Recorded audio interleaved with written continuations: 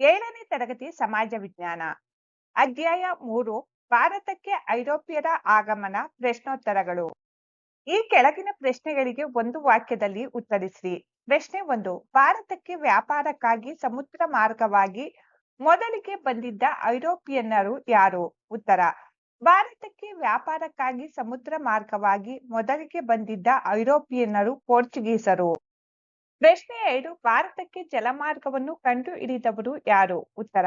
ಭಾರತಕ್ಕೆ ಜಲಮಾರ್ಗವನ್ನು ಕಂಡು ಹಿಡಿದವರು ಪೋರ್ಚುಗೀಸ್ ನಾವಿಕ ವಾಸ್ಕೋ ಡಿ ಗಾಮ.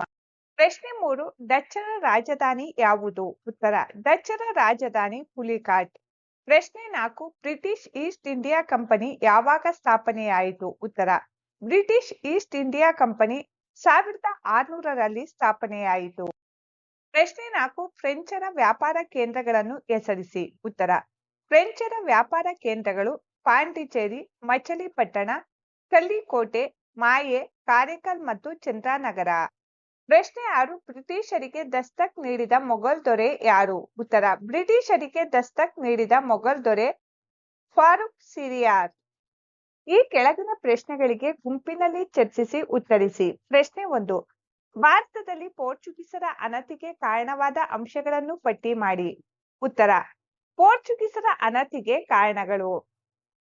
ಬಲಿಷ್ಠ ನೌಕಾಪಡೆಯನ್ನು ಹೊಂದಿದ ಡಚ್ಚರು ಮತ್ತು ಇಂಗ್ಲಿಷರು ಪೋರ್ಚುಗೀಸರ ಪ್ರಬಲ ಸ್ಪರ್ಧಿಗಳಾಗಿದ್ದರು.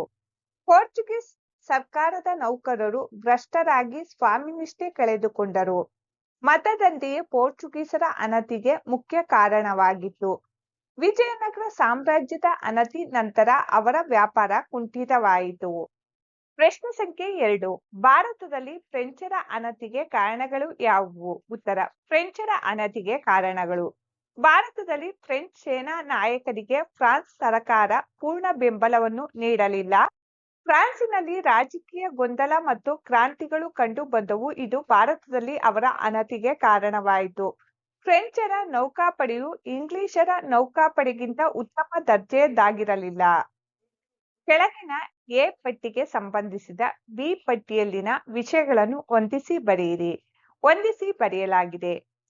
ಪೋರ್ಚುಗೀಸರು ಗೋವಾ, ಡಚ್ಚರು ಪುಲಿಕಾಟ್, ಫ್ರೆಂಚರು ಪಾಂಡಿಚೇರಿ, ಬ್ರಿಟಿಷರು ಕಲ್ಕತ್ತಾ.